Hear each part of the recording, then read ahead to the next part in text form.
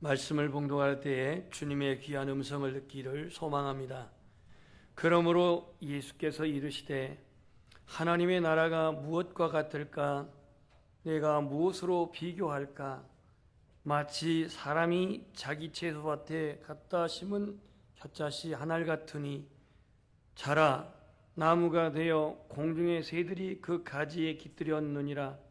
또 이르시되 내가 하나님의 나라를 무엇으로 비교할까? 마치 여자가 가루 서말 속에 갖다 넣어 전부 부풀게 한 누룩과 같으니라 하셨더라. 아멘. 여러분들의 기도 속에서 4박 5일 동안 중국 북한 적정지역 비전 트립을 다녀오게 된 것 감사의 말씀을 드립니다. 이번에 다녀온 곳은 백두산을 기점으로 해서 오른쪽 두만강이 흐르는 저 끝까지 동해바다에 있는 거기까지 일정을 다녀왔습니다.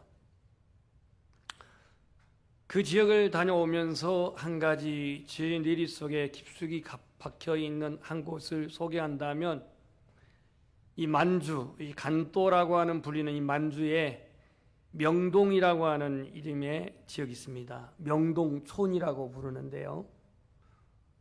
서울의 명동처럼 그런 화려한 것이 아니라 아주 황량한 벌판에 이른바 붙여진 이름입니다. 왜 명동이냐면 밝을 명자, 동력동자 써서 조선을 밝힌다라고 하는 그런 뜻으로 명동이라고 하는 이름을 붙였는데 이 명동촌을 만드신 분이 누구냐면 김야견이라고 하는 사람입니다. 이 구한말에 우리나라에서는 이승훈이라고 하는 선생이 용동촌과 오산학교를 설립해서 미래의 지도자들을 양성했다면 만주 땅 간도에서 김야견이라고 하는 이분은 한민족 기독교 공동체로서 명동촌을 만들었습니다. 이분은 원래가 기독교인은 아닌데 이 유학에 밝은 한학자였는데 이제 조선의 미래를 생각해서 기독교로 자신이 개종해가지고 이제 많은 후학들을 양성했는데 여기서 문익환, 문동환, 강원영, 안병무 이와 같은 기독교 인재들이 세워지게 됩니다. 안중근 의사도 이 명동촌 그 뒷산에서 이 사격 연습을 했고 그 사격 연습의 실력으로 하얼빈에서 이토 히로부미를 저격했다고 합니다. 그리고 여러분들 봉오동 전투라는 전쟁 그 영화 아시죠? 그 봉오동이라고 하는 곳도 이 명동촌에서 멀지 않는 곳에 있다는 사실을 듣게 되었습니다. 1915년 장로님이 되셨고 1929년 목사 안수를 받아서 이 김야견이라는 분은 명동학교와 은진중학교의 이사장이 되었습니다.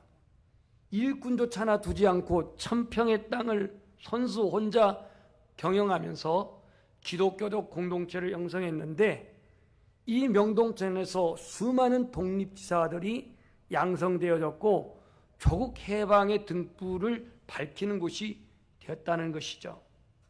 여러분이 잘 알다시피 윤동주라고 하는 그 시인이 바로 이 김야견 이 목사님의 누이 동생의 아들이라고 합니다. 조카가 되겠죠. 이 김야견이라는 분이 해방을 앞두고 3년 앞두고 세상을 떠날 때에 옆에 있는 분들이 유언을 남기라고 하니까 뭐라고 마지막 말을 남겼냐면 내 삶이 유언이다 라는 말을 하였습니다. 한국판 모세라고 불리는 이 한 사람, 이 기독교 정신, 그의 영향력이 이처럼 조선의 독립을 위한 많은 훌륭한 지도자들을 양성하게 됐다라는 얘기죠. 오늘 본문에는 두 가지 비유를 예수님 말씀하시는데 하나님 나라를 두 가지 비유로 얘기합니다. 여러분에게 있어서 하나님 나라는 어떻게 느껴집니까? 신비에 가려져 있는 하나님의 나라, 베일에 가려진 이 하나님의 나라, 이것을 우리가 어떻게 표현할 수가 있을까? 예수님께서는 이 하나님의 나라를 두 가지 비유를 통해서 말씀하는데, 하나는 겨자씨요, 하나는 누룩입니다. 겨자씨와 누룩. 겨자씨는 이스라엘의 문화적인 그러한 개념 속에서 가장 작은 씨앗입니다. 가장 작은 씨앗이지만 생명력이 있습니다. 예수님의 제자들이 어찌하여 우리들은 저 병자를 치료하지 못했습니까? 라고 말할 때에 마태복음 11장 20절에 보면은 너희 믿음이 적은 영고로다. 너희 믿음이 겨자씨 한 알만큼 믿음이 있다면, 너희들의 믿음이 겨자씨 한 알만한 믿음이 있다면 할 때에 그 작은 규모의 단위를 겨자씨로 말씀을 했습니다. 그러니까 하나님 나라의 시작은 작게 미약하게 시작하지만 그 끝이 창대하게 될 줄 믿습니다. 이게 겨자씨의 오늘 비유입니다. 또 하나의 누룩은 여자가 가루 소물 속에 넣었다가 전부 부풀게 하는 누룩과 같아 그랬습니다. 옛날에 어머니들이 이 밀가루 반죽을 해놓고 이거를 부풀게 하려면 거기다가 누룩을 넣어서 이제 부풀게 하는데, 요즘은 뭘 넣죠? 뭘 넣어요? 이스트요? 소다. 그거나 이 장모님이 지금 그거나 합니다. 이걸 넣게 되면 이게 부풀게 되잖아요. 그러니까는 보이지 않는 가운데서, 언제 부풀어지는지 보이지 않는 가운데서 하나님의 나라의 그 영향력이 어떻게 퍼지는가를 알 수가 있는데, 이 비유의 차이점은 겨자씨 한 알이 외적인 하나님 나라의 팽청이라고 한다면, 이 누룩의 비유는 내적인 하나님 나라가 어떤 변화의 역사를, 어떤 변화의 영향력을 나타내는가를 보여주고 있습니다. 지난주에 우리는 18년 동안 귀신 들려가지고 꼬부라진 여인이 안식일 날 그 예수님을 만나가지고 깨끗하게 치유받은 사건을 여러분 기억하시죠? 이날이 안식일이었습니다. 안타깝게도 이 여인은 18년 동안 허리를 펴지 못하고 꼬부라진 채 인생을 그렇게 불행하게 살았던 여인이 안식일 날 예수님 만나서 치료를 받은 겁니다. 그야말로 이 여인은 실질적인 안식일을 맞이하게 된 겁니다. 자기가 완전히 치유되고 회복된 안식일을 맞이하게 된 것이죠. 그 안식일 날 꼬부라진 그 여인을 치료한 이후에 오늘 말씀이 계속됩니다. 그러므로 라고 하는 이 단어가 이를 말해주고 있습니다. 앞에 있는 문맥과 앞에 있는 단락과 연결해져 있는 그 단어가 그러므로라고 하는 이 전치사입니다. 그러므로 오늘 예수님께서는 이렇게 말합니다. 하나님의 나라가 무엇과 같을까? 내가 무엇으로 비교할까? 이 하나님의 나라는 영어로 The Kingdom of God, 하나님의 왕국 이렇게 쓰고 있는데요. 이것을 해석한다면 하나님이 통치하는 나라입니다. 하나님이 통치하는 나라. 대통령, 수상이 통치하는 게 아니라 하나님이 통치하는 나라. 비록 우리는 대한민국 국적을 안고 대통령의 통치를 받는 나라에 속해 있지만, 우리의 영혼은 하나님이 통치하시는, 말씀이 통치하시는 그런 하나님의 나라를 이룬 줄 믿습니다. 이 하나님의 나라가 예수 그리스도의 복음으로 말미암아 만방에 선포되어질 때에, 이제 예수 그리스도가 다시 오셔서, 재림의 주님이 오셔서 통치할 나라가 The Kingdom of the God, 하나님의 나라입니다. 우리가 이 세상에 지금 살아가고 있지만 이 땅에 하나님의 나라는 우리의 심령 안에 통치되고 있고, 아직까지도 우리가 살고 있는 이 자연의 환경 속에서는 하나님의 통치라기보다는 여러 인간의 통치, 문화적인 통치, 정치적인 통치, 사상적인 통치, 자연적인 그러한 속에서 그런 통치를 받고 있는 우리들입니다. 겨자씨, 오늘 하나님의 나라는 겨자씨 하나를 같다 그랬습니다. 왜 도대체 다른 씨도 많은데 겨자씨를 여기서 주님은 말씀했을까? 가장 작은 겨자씨, 보잘것없는 겨자씨. 그런데 오늘 예수님께서는 겨자씨와 누룩이라고 하는 이 두 단어를 통해서 청중들의 이목을 집중시킵니다. 주의를 집중시킵니다.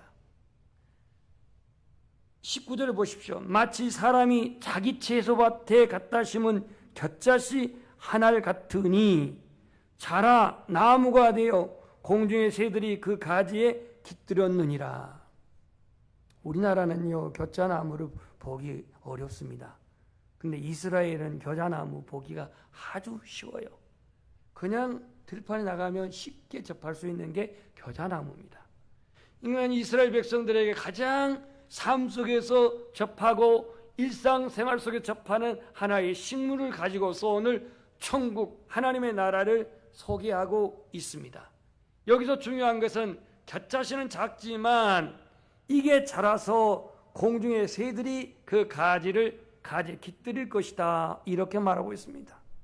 다시 말해서 하나님 나라의 외적인 그 성장과 일적인 평창이 얼마나 더 위대하게 커질 것인가를 보여주고 있습니다.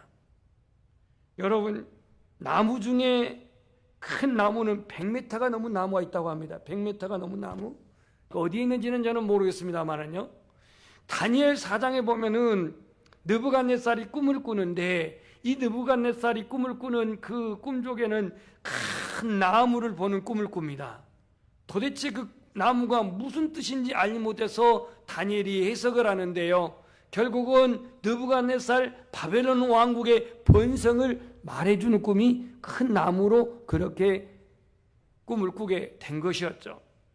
오늘 여러분 안에 이 작은 하나님의 나라가 점점점 더 확산되어져서 나로 말미암아서 가정이, 나로 말미암아서 또 1대, 2대, 3대가 하나님의 나라가 더 확장되어지기를 축복합니다. 두 번째 오늘 이 얘기가 누룩인데요. 누룩. 20절 보면 내가 하나님의 나라를 무엇으로 비교할꼬? 마치 여자가 가루 서말 속에 갖다 넣어 전부 부풀게 한 누룩과 같아 그랬습니다. 성경에 보면 누룩이 긍정적으로 쓰일 때가 있고 부정적으로 쓰일 때가 있습니다.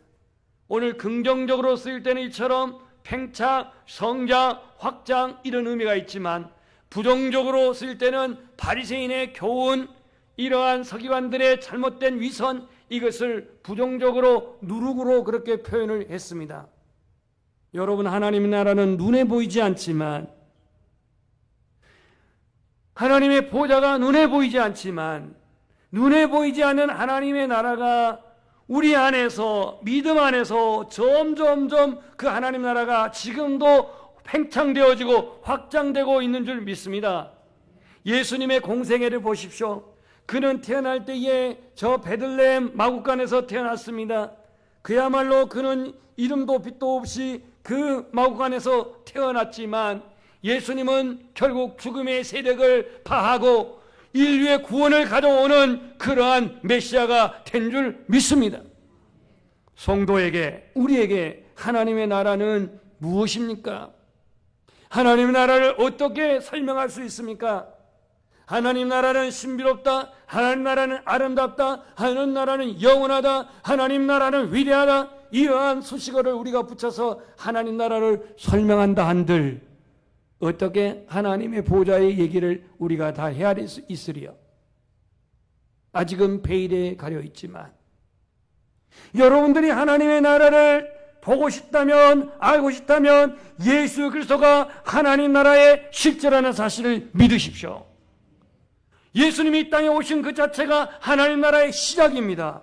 예수 그리스도의 말씀이 하나님 나라의 말씀이고 예수님께서 증가하신 복음이 오늘 우리에게 주시는 생명의 그 말씀이 하나님 나라의 말씀임을 기억할 때에 곧 나를 본 자는 아버지를 보았다고 말한 것처럼 예수 그리스도를 믿는 자는, 예수 그리스도를 구주로 영접하는 자는 이미 그 안에 하나님의 나라가 함께하신 줄 믿습니다. 예수 그리스도 영접할 때 하나님 나라가 우리 안에 임합니다. 예수 그리스도가 우리 안에 임할 때에 하나님의 통치가 시작됩니다. 그러니까 아직 내 안에 예수님이 계시지 않는다면, 예수님이 내 안에 영접되지 않았다면 하나님의 통치를 나는 받지 않아요. 거부해요. 오늘 예수님은 하나님 나라의 비유를 이 백성들에게, 제자들에게, 우리들에게, 해당에 있는 사람들에게 말씀하고 있습니다. 두 가지로. 첫 번째, 하나님의 나라를 겨자씨 비유로, 또 하나는 누룩의 비유로 말씀합니다. 내 시작은 미약하였으나 내 나중은 창대하리라는 말씀이 있는 것처럼, 이사야 54장 2절에 보면 예수님은 연한 순 같고 마른 땅에서 나온 뿌리와 같다 그랬습니다. 이사야 53장 7절에 보면 도수장으로 끌려가는 어린 양과 같다고 했습니다. 얼마나 미약합니까? 얼마나 나약합니까? 로마 식민지에 불과한 초라한 유다 땅에 이름 없는 나사렛 출신 예수님은 그야말로 가난한 목수의 평범한 아들이었습니다. 배후에 어떤 권력이나 재력가도 없는 보편적인 유대인이었습니다. 그를 따르는 제자라 해와 12명 갈릴리 무명의 어부들이나 셀이었습니다. 그러나 그 예수 그리스도에서 의해서 선포되진 복음이 온 이 세계에 선포되어지고 하나님 나라가 선포된 줄 믿습니다. 누가는, 이 누가복음을 쓴 누가복음은 이방인들에게 전하는 공감복음으로 쓰고 있습니다. 이방 전도, 이방 선교를 목적으로 쓰고 있다, 그런 말이에요. 그래서 오늘 이 누가복음은 어떻게 하나님 나라가 확장되어지고 어떻게 하나님 나라가 영향력을 미치는 것인가를, 하나님 나라의 성장의 불가피성을 강조하고 있습니다. 그래서 나무가 자라서 겨자씨가 나무가 되고 새들이 깃들인다라고 말하고 있고, 가루서막을 모두 부풀게 한 누룩과 같은 영향력이 있다고 소개하고 있습니다. 오늘 말씀을 보십시오. 29절을 한번 보세요. 이거는 다음 주에 해당된 본문이지만 29절, 사람들이 동서남북으로부터 와서 하나님 나라의 잔치에 참여하리니, 여기서 이 사람들이 누구냐면 동서남북에서 오는 사람들이 누구냐면 이방인들을 알 수 있습니다. 이방인들.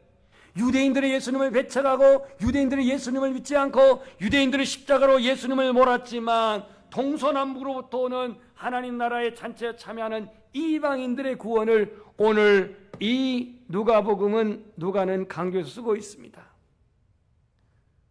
성경에 보면은 인생의 문제, 영혼의 문제, 질병의 문제를 가진 자들, 하나님 나라가 되신 예수님께 오셨을 때 치유된 줄 믿습니다.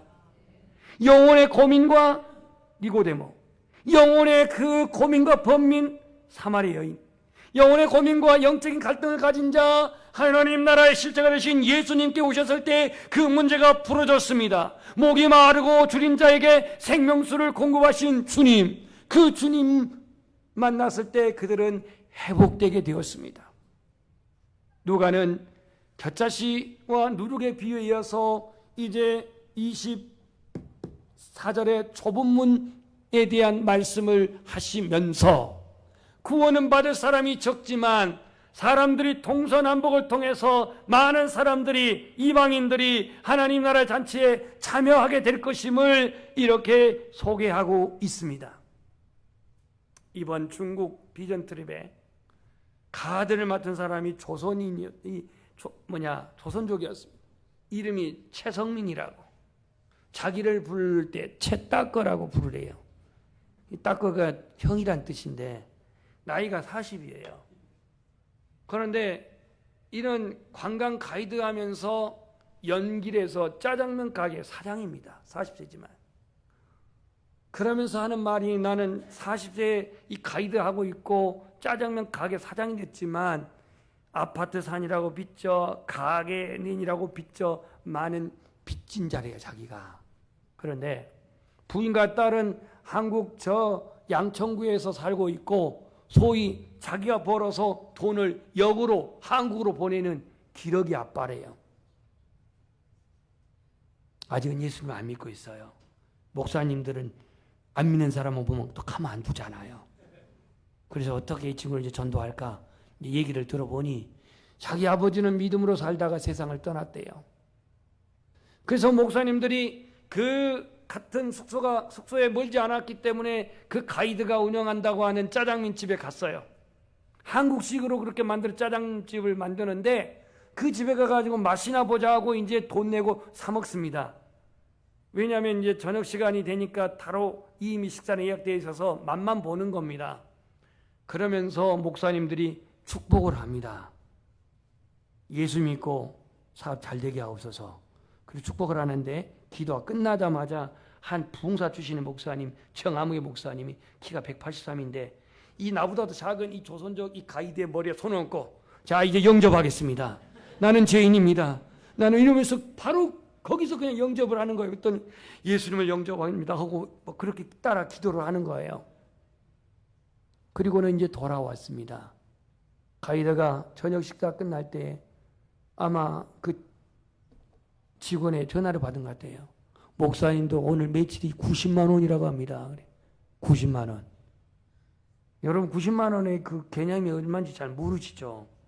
그런데 평상시보다 2배가 됐다는 거예요. 목사님들이 무슨 뭐 전부 다 한 그릇씩 먹은 것도 아니고 4사람이 한 그릇 먹었거든요. 4사람이 한 그릇 먹었으니까 한 젓가락씩 못 먹었죠. 그 다음 날은 80만 원 배상 올렸다고 막 역시 목사님들이 기도가 축복이 있다고 막 그렇게 말해요. 그러면서 어느 목사님이 이 중국 음식에 잘 적응이 안 될까 봐서 그 큰 우리 교단의 제일 큰 교회인데 신라면에다 뭐에다가 뭐 고추장에다가 이따만 해서 왔어요. 먹을 기회가 있어야지. 그래서 마지막 날 이거 전부 다 가이드한테 주니까 가이드 눈이 둥그러져 가지고 따봉 그러더라고요. 이 막 그 라면 이런 걸 쭉 받아들이고 이거 뭐 자기 자신의 일종의 뭐 간식거리겠지만 그러면서 뭐라고 말하냐면 목사님들 앞에 참 그리스도인들이 이렇게 베풀고 섬기는 모습에 너무너무 감동을 받았다면서 나도 앞으로 그렇게 섬기는 그런 사람이 되겠다고 이렇게 얘기를 해요. 그 사람 이름이 성민입니다. 아버지가 믿었기 때문에 아마 거룩한 백성이라고 이름을 그렇게 붙인 것 같아요. 제가 공항에서 마지막 악수할 때 뭘 하겠을까요?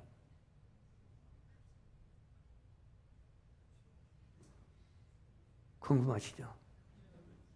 예, 꼭 예수 믿고 구원받아. 이 말만 하고 제가 돌아왔어요. 사랑하는 양교회 성도 여러분, 진리의 말씀과 성령의 중보의 기도로 지친 영혼을 위로한 자가 되기를 소망합니다. 비록 나는 지금 미약하고 비록 지금 연약하여도 나중에 창듣게 되리라고 하는 그러한 성숙함에 이르기를 소망합니다. 베드로후서 1장 5절부터 7절 너희가 더욱 힘써 믿음의 덕의 지식의 절제의 인내 경건의 형제 우애에 사랑을 공급하라. 오늘 이 누룩을 통해서 하나님께서는 내적인 능력을 이 누룩으로 표현하고 있는데 오늘 누룩이 반죽을 부풀게 하는 것처럼 우리 안에 예수 그리스도의 복음이 우리 가정의 공동체, 교회의 공동체, 이 사회 공동체 안에서 영향력을 온전히 나타낼 수 있기를 주님의 이름으로 축복합니다. 예수님의 공생애의 사역이 하나님 나라의 내적인 변화로 나타나는 것을 알 수가 있습니다. 우리나라도 복음이 들어오면서부터 남성 권위주의 상징인 축첩 제도가 타파되어지고 첩을 두고 그렇게 살았던 제도가 타파되어지고 여성 인권이 회복되었습니다. 음주와 도박으로 가정 파탄이 빈번했던 농촌이 서서히 변화되게 되었습니다. 학교와 병원들이 선교단체에 의해서 설립되면서 서서히 정신적인 그러한 변화가 일어나게 되었습니다. 그렇게 한반도에 하나님의 나라가 시작되어 오늘에 이르게 된 것입니다. 18년 동안 귀신에 의해 꼬부라져 살았던 이 여인, 그 여인에게 있어서 예수 그리스도로 말미암아 하나님 나라가 그에게 주어진 것을 알 수가 있습니다. 누가는 이 비유를 통해서 이방 선교의 확신과 이방 선교의 소망을 불어넣는 그러한 의도를 가지고 기록했던 것을 알 수가 있는데 오늘 이 본문에서 겨자씨와 누룩을 통해서 2가지 단어를 정리한다면 성장과 확산입니다. 성장과 변화입니다. 하나님 나라의 개념은 성경 전체에 통해서 한 맥을 가지고 흐르고 있습니다. 예수님은 하나님 나라를 젖자씨와 누룩의 비유를 통해서 말씀했는데, 하나님 나라를 외적 작은 것에부터 시작하여서 그 끝이 창대케 되리라고 하는 외적인 것과 동시에 내적 만물을 변화시키는 능력이 하나님 나라에 있음을 소개하고 있습니다. 젖자씨, 누룩처럼 성장과 변화가 우리의 가정 안에서, 교회 안에서, 또 이 민족 안에서 온전히 나타나기를, 회복되기를 축원합니다. 젖자씨가 자란 나무처럼 나에게는 어떤 열매가 맺혀지고 있는가? 가루소말 속에다 부은 누룩처럼 나에게는 어떠한 변화가 있는가? 오늘 다시 한번 자신에게 질문해 보십시오. 내가 작지만 젖자씨가 나무가 되어 새들이 기질을 들었다고 한 것처럼 내 안에 복음이, 내 안에 신앙이, 내 안에 믿음이 어떤 열매를 맺혀 있는가?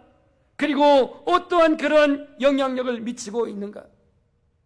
나는 가정에서 자녀들과 그리고 부부된 아내에게 어떤 존재인지, 나는 그들에게 평안함과 안식의 그늘이 되어 섬기고 있는지, 나는 이웃에게, 직장 동료에게 나누어줄 열매가 있는지, 금과 은은 내게 없지만 내게 있는 예수님의 사랑을 나누어주고 있는지, 말씀의 뿌리가 깊은 나무, 세상 유혹이 바람이 불어와도 흔들리지 않는 나무, 늘 푸르고 웅장한 그러한 그늘이 있는 나무, 이웃에게 유익하게 한 열매 있는 그런 나무. 오늘 주변 사람들이 나를 볼 때 어떻게 느끼고 있습니까? 편안해서 찾아오고 싶은 그런 존재입니까? 아니면 너무나도 거북하고 부담스러워서 피하고 싶은 존재입니까? 성장과 변화는 사람의 힘이 아닌 하나님의 능력으로 되는 줄 믿습니다. 성령의 권능으로 되는 줄 믿습니다.